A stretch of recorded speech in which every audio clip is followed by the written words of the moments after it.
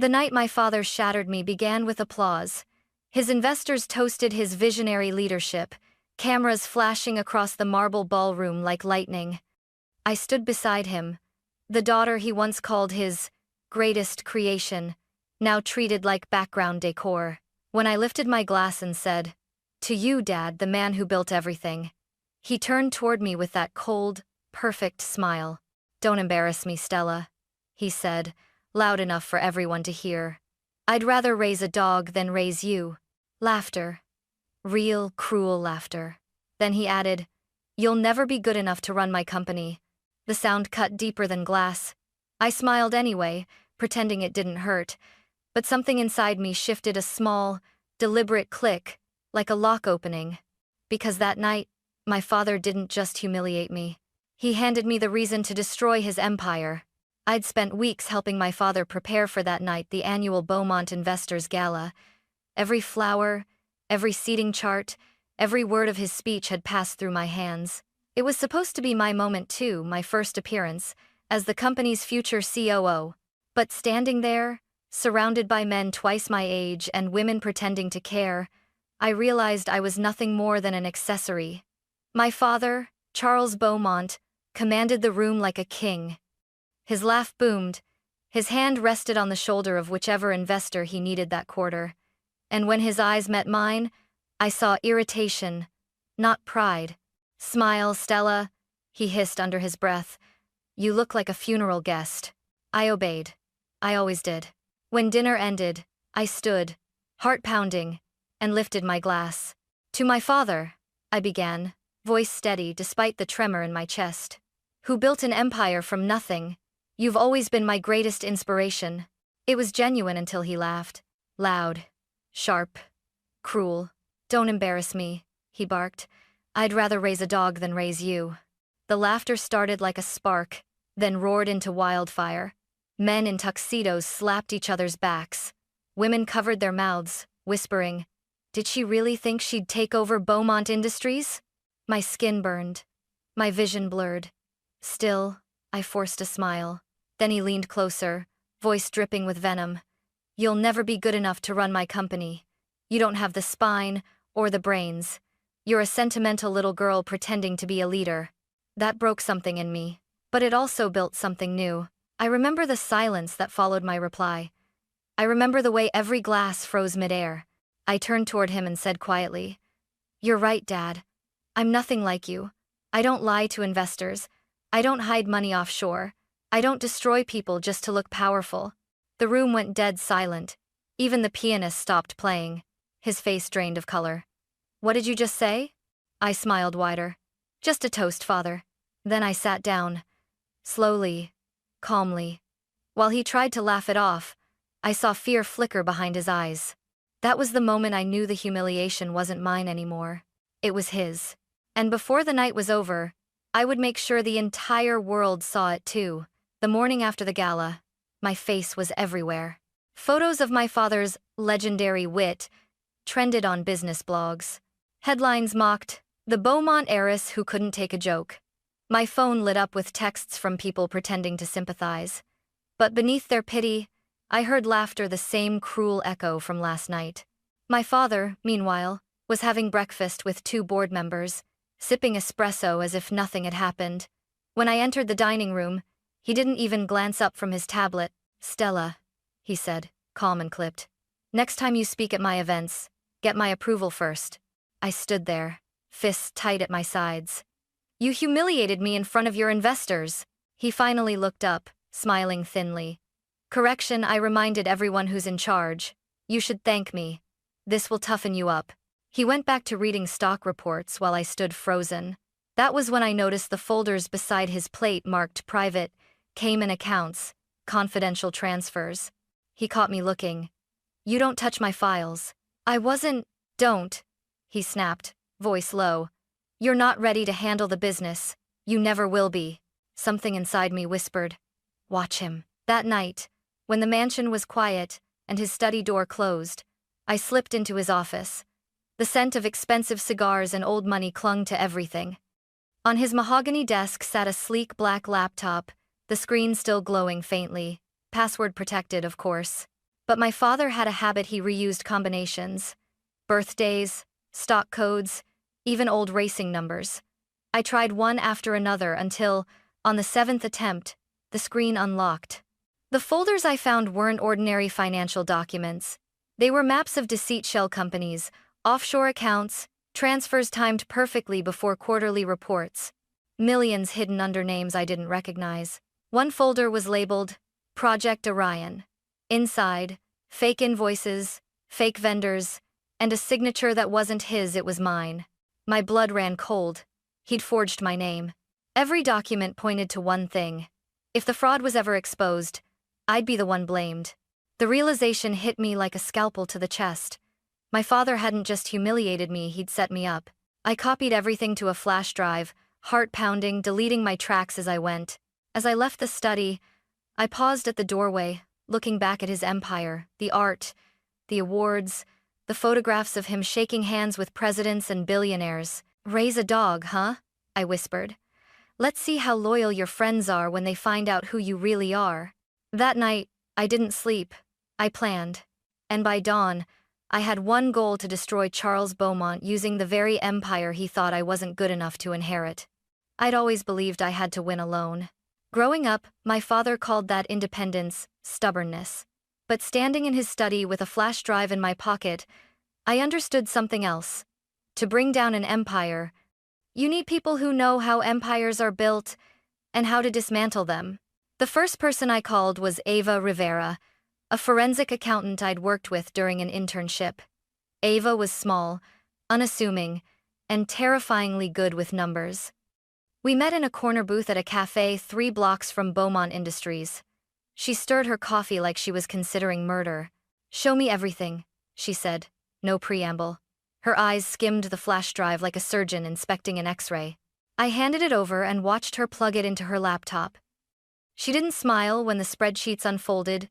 She only frowned, the way someone frowns at a puzzle that shouldn't be solvable. "Shell companies in Panama, nominee directors, transfers timed to earnings calls," Ava murmured. "He's been laundering money through vendor payments, padding contracts, and Stella, look at these dates." She pointed at a column where transfers always occurred 2 days before quarterly close. "He's building a cushion for himself, and a landfill of bodies for anyone in his way." My throat tightened. I thought of every time my father had given me advice that sounded suspicious: the late-night calls, checking in when he was supposed to be traveling, the invoices that conveniently matched my calendar, the offhand joke about keeping the house clean that, in retrospect, sounded a lot like threats. Ava looked up. "If we take this to federal prosecutors, it'll stick. But you need protection. He'll pivot and pin it on you. He's already forged your signature." "I know," I said. I'd seen the signature in his study, my name, slanted and false, on documents that would ruin me. I felt my palms go cold. "Can you help me build a case that ties him directly to the money?" She nodded. "I'll trace the money trail. But you'll need legal counsel who knows how to handle high-profile cases without leaking to the press." She tapped a contact on her phone. "Diana Brooks. She's worked cases like this before. She'll keep it tight." Diana was everything I feared, and needed: sharp, composed, and as immovable as a courthouse column. When I met her in her office, she laid out the timeline like a general planning a campaign. "We establish your credibility first," she said. "We make it clear you were a whistleblower, not a conspirator. We file for immunity provisional while we gather corroborating evidence. And we coordinate with a federal prosecutor who can move quickly." Coordination was the word of the week. Every move had to be synchronized. Ava mapping the money, Diana drafting immunity language, and me, I had to play my part in public until the moment arrived. I'd still go to board meetings, still smile in glossy magazine photos, still be the dutiful daughter at charity luncheons. The difference was I would not be performing. I'd be positioning. There were risks. My father had lawyers who could bury people alive in paper. He had friends in media and politicians who owed him favors. But he did not expect me to fight with his own tools. Before I left Diana's office, she looked me straight in the eye. "You understand this could destroy more than him," she said. "Collateral damage will happen. Are you prepared for that?" I thought of the laughter, sharp as broken crystal. I thought of the way investors had cheered when he ruined me. "I am," I said. I'm prepared to lose everything that isn't mine already. She nodded. And for the first time since that toast, I felt the weight in my chest shift. We had a plan. We had allies. The next steps were surgical precision. Build the paper trail, secure the witnesses, and choose the night that would make the world watch him fall. By the time I walked back into the river of marble and glass that was my father's life, the smile I wore was not for his cameras. It was a mask for the storm I was about to unleash. We didn't set off fireworks. No dramatic phone calls at midnight. No leaked emails to tabloids. Revenge that destroys an empire is much less glamorous. It's timing, patience, and 1,000 tiny betrayals assembled into one undeniable truth. Ava worked in the shadows, tracing wire by wire, until she found the conduit that mattered. A little-known trust account registered under a shell company, Horizon Meridian, that funneled cash from Beaumont Industries into art purchases, cryptocurrency wallets, and expensive consulting fees that vanished into Cayman entities. The account circulated through a network of nominees. Robert Hayes, our board chair, was surprisingly sloppy. He'd signed a memo one afternoon, and that memo left fingerprints. Diana arranged everything legal. We'll need a federal prosecutor who won't cave to influence, she said, sliding a list across her desk. Patterson. He's direct, and he hates being played. I met Patterson in a small conference room down the block. He smelled faintly of espresso and moral certainty. He didn't promise miracles, he promised procedure. That was enough. My side needed technical certainty. That's where Ethan Cole came in, my father's longtime IT director, who'd quietly despised Charles for years. Ethan owed me nothing. He owed the truth. We met in a parking garage under a diner, and he handed me a thumb drive as if passing a relic. This will show you the back-end logs, he said. The timestamps, the access records. They're sloppy about VPNs. They think their servers are private. They're not. He avoided looking at my face. There was fear there, not for himself, but for what exposing the truth might do to the people he'd once called colleagues. The plan took shape like a surgical procedure. We would present irrefutable paper and digital evidence to Patterson. He would obtain warrants timed to a partner meeting at Beaumont Industries, a meeting Charles could not avoid, one where every partner would be present and every document accessible. While the warrants were served, I would make my public move, expose the falsified signatures, the forged documents tying me to fabricated contracts, and reveal the way he used my name as cover. People asked why I wanted the public spectacle. Why not quietly hand it over to authorities? They whispered. Because Charles had learned how to survive private reckonings. He had friends who moved quietly and buried mistakes. He thrived in nuance and gray areas. I needed light that burned so bright there was nowhere left to hide. There was also a personal calculus. If I exposed him quietly, his defenders would have time to spin narratives that I was a resentful daughter, an opportunist. If I exposed him in public, surrounded by the very investors who'd cheered when he humiliated me, the cognitive dissonance would be too great. They would have to choose, continue smiling for the man who'd lied to them, or turn and face the truth. We rehearsed the sequence 3 times. Ava timed the transaction trails against board minutes. Ethan matched server logs to Charles's travel itineraries. Diana drafted immunity clauses and escape hatches for witnesses. Patterson coordinated with agents who would walk into the partner meeting without warning. At home, my father kept rehearsing his confident speech, oblivious. He would stand at the podium and tell a room of wealthy men about legacy and stewardship, and they would hang on his every word. He would never suspect that when he raised a glass to his own greatness, every glass in the room would shiver with the sound of falling trust. That thought kept me awake at night. The image of him frozen, the empire's light flickering like a candle in a wind. I pictured the faces of the investors, the aides, the wives who'd laughed last week. I pictured their mouths falling open, the masks slipping. When the week of the partner meeting arrived, I felt a strange calm settle over me. The pieces were on the board. The witnesses were ready. The warrants had been prepared. All that remained was to choose which moment would break him, and to stand in front of the world and say his name out loud. The partner meeting was in the glass conference room on the 15th floor, sunlit and sterile, the kind of place where men in suits practice looking decisive. Charles paced at the head of the table, speech polished, tie immaculate. He greeted each partner with a practiced pat on the back, the same hand that had raised a glass, and compared me to a dog only weeks before. He had no idea the room was wired, that agents in plain clothes had already taken seats in the corner, or that the projector would not be showing the quarterly forecast in 5 minutes, it would be showing his handwriting on forged invoices. I walked in last, the click of my heels sounding too loud.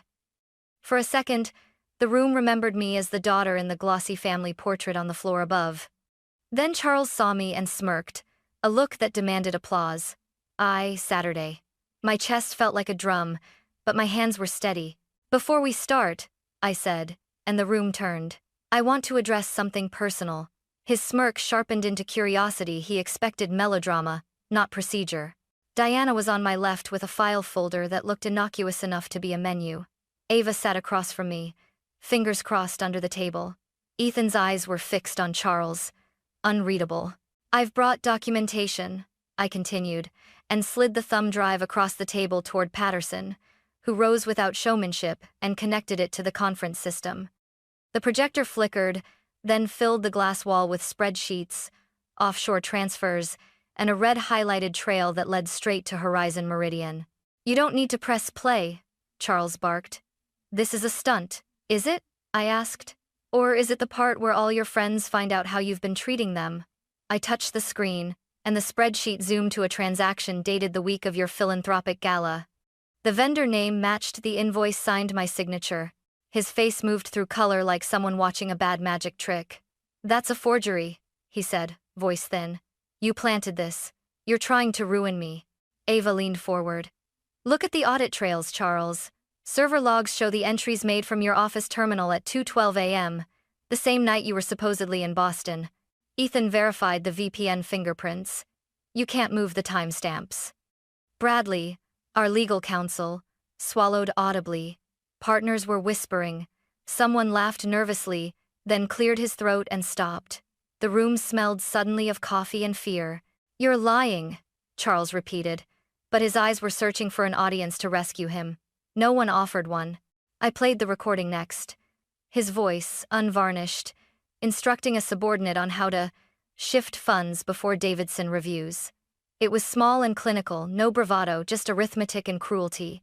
The audio filled the room like cold water. When the clip ended, a chair scraped. Robert Hayes, the board chair who'd once patted Charles on the back for charm and deals, looked stricken. Marcus Levin, an investor who had laughed at me at the gala, put his head in his hands. Charles lunged, then stopped. He tried to spin, to accuse, to point to me.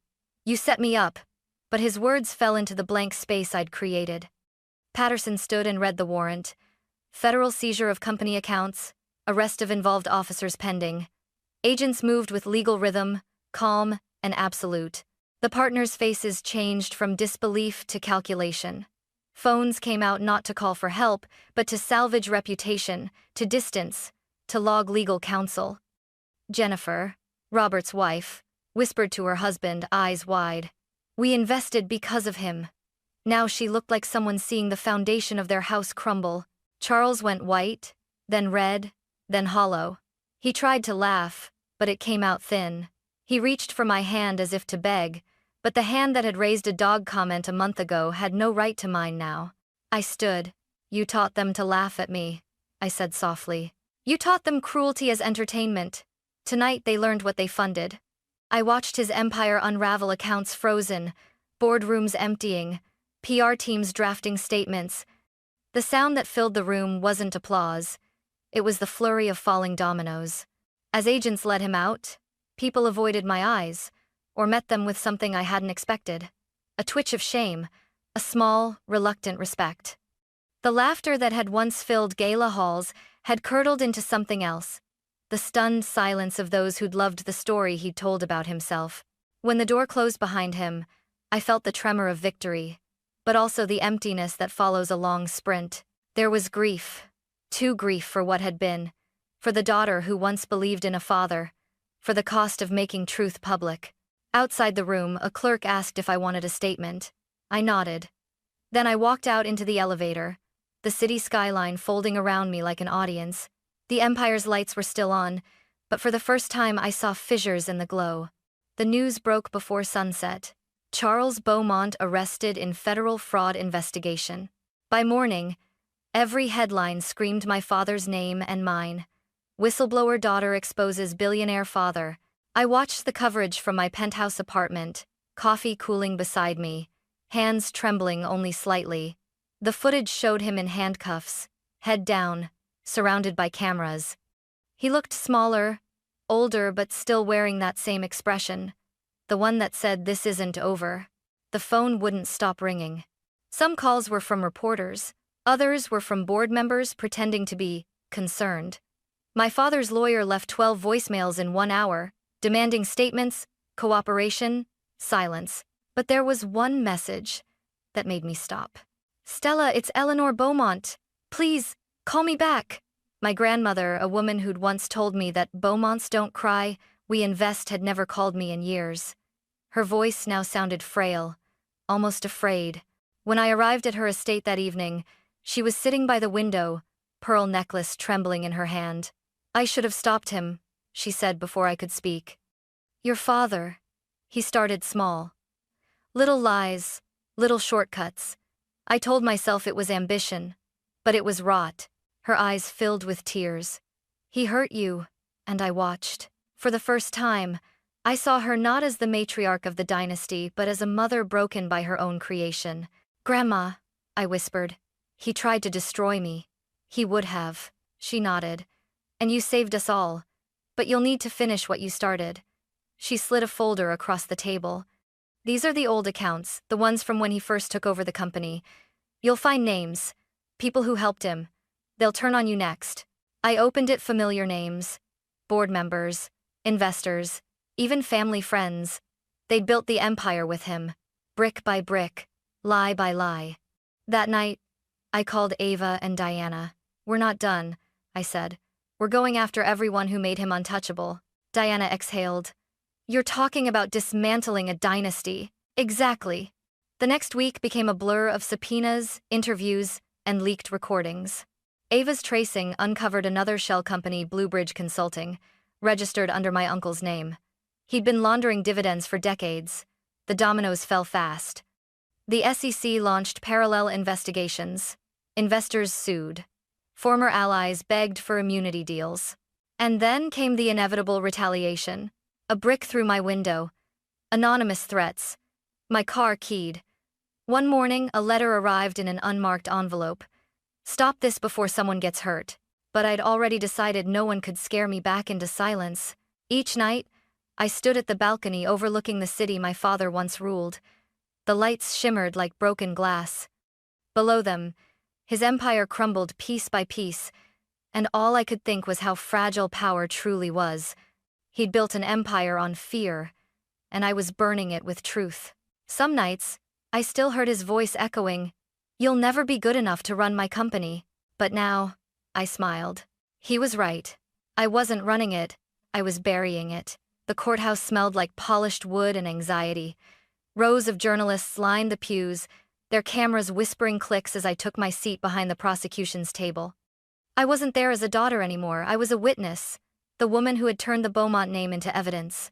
When they brought my father in, he still tried to look untouchable. The suit was tailored, but the confidence was gone. His eyes found mine, that same calculating stare he used to level boardrooms. Except now, I didn't look away. The prosecutor Patterson began with precision. "Charles Beaumont is charged with 12 counts of securities fraud, 5 counts of embezzlement, and obstruction of justice. The key witness, his daughter, Stella Beaumont." My name rippled through the room like a spark through dry air. My palms were damp, but my voice didn't tremble. I told them everything. The forged signatures, the offshore accounts, the shell companies, the night he humiliated me in front of his investors. When I mentioned that line, "I'd rather raise a dog than raise you," there were gasps. Even the stenographer looked up for a heartbeat. My father smirked, as if still trying to perform the old role of the charming tyrant. But each piece of evidence stripped another layer from him: spreadsheets, call logs, voice recordings. Ava took the stand next. Her testimony was pure precision. Digital trails, timestamps, account transfers. Then Ethan followed. explaining server logs and VPN misuse, confirming every number. Diana watched from the bench, silent but steady, the anchor of our chaos. And, finally, Patterson played the recording. Charles Beaumont. Move the funds before Davidson reviews. Use Stella's vendor ID. No one checks those accounts anyway. The jury didn't move. Neither did I. The courtroom went so quiet I could hear the air conditioner hum. When it ended, my father leaned forward. "You ungrateful little girl," he muttered. "Everything you have came from me." I met his gaze. "Then consider this your return on investment." That broke the spell. The courtroom buzzed, half shock, half awe. In the days that followed, his allies flipped one by one. Marcus Levin, Robert Hayes, even my uncle, the man behind Bluebridge Consulting. The house of cards collapsed in perfect symmetry. The sentencing hearing came 3 weeks later. My statement was short, deliberate.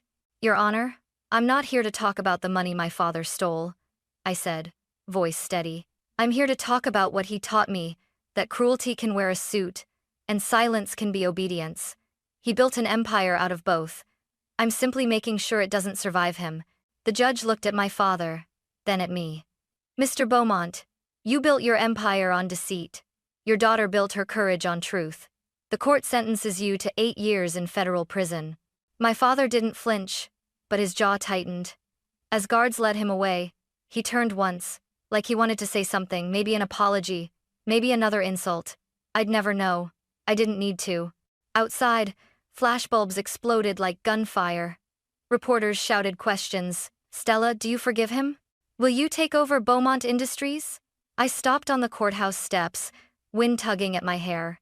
"No," I said simply. "I'm not taking over his company." "What will you do then?" someone yelled. I looked past the cameras to the skyline, the same city he once ruled. "I'll rebuild what he destroyed, but not for his name." And for the first time in years, I felt lighter. The empire had fallen, but something else had risen, not out of vengeance, but out of clarity. He had created a daughter to mirror his pride. Instead, he forged his reckoning. The day my father went to prison, the sky over Manhattan was the clearest I'd ever seen. No smog, no storm clouds, just light, cold and sharp, like the kind that follows a wildfire. Reporters still camped outside my building, but their voices had faded into background noise. The world had moved on to its next scandal. I hadn't. For months, I couldn't sleep. Not because I regretted what I'd done, but because I was terrified of what came next. For the first time in my life, I wasn't defined by him. Not by being Charles Beaumont's daughter, or his disappointment, or his weapon. I was just me. Ava, Diana, and I met weekly in my new office, a rented loft with peeling paint and sunlight that spilled across old hardwood floors. It wasn't glamorous, but it was mine. We'd been approached by whistleblowers, small business owners, even retired teachers who'd been crushed by the same kind of corporate predation that had fueled my father's empire. That's how the Phoenix Initiative began, a nonprofit dedicated to exposing financial abuse and rebuilding the lives of those destroyed by greed. We started small, a hotline, legal aid partnerships, online transparency tools. Within 6 months, our work made national headlines. The irony wasn't lost on me. My father had taught me how power worked, and now I was using his playbook to dismantle it. Eleanor, my grandmother, called sometimes, her voice softer now, age showing in pauses. "Your father gets visitors," she told me once. "He doesn't speak of you, but he reads every article with your name on it." I didn't ask what he felt. I didn't need to know. Because this wasn't about revenge anymore. It was about reclamation. One evening, Ava and I walked past the old Beaumont Tower, the glass monument to my father's ego, now owned by a different conglomerate. The bronze plaque bearing his name had been removed, leaving faint, clean outlines in the metal where the letters once gleamed. Ava smirked. "Think he ever imagined you'd erase him like that?" I shook my head. He thought erasure was weakness. He never understood that sometimes destruction is how you start again.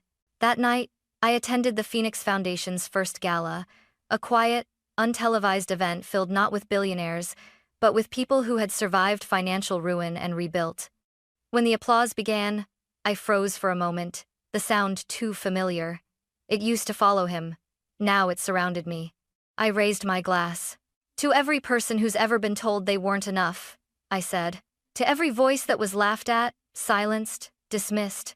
Sometimes the cruelest words become the spark that burns down everything false and clears space for something real. The room went still, and for a moment, I saw flashes of that night years ago, the chandeliers, the laughter, the humiliation. But instead of pain, I felt pride. Afterward, I stepped out onto the balcony. The city glittered like a million second chances. I didn't own an empire anymore. I didn't need to. Behind me, Diana joined me with a smile. You know, she said, for someone who destroyed a billion-dollar dynasty, you're remarkably calm. I didn't destroy it, I said quietly. I just revealed what was already broken. She nodded, then looked out over the skyline. So, what's next for you, Stella Beaumont? I smiled at the name the first time I'd heard it and didn't flinch. Next, I'm rewriting the legacy. The city lights reflected off the champagne in my glass, golden and restless. I thought about the girl who once stood in her father's ballroom, smiling through humiliation, trying to make him proud. She was gone now, not dead, but transformed. My father's empire had been built on lies.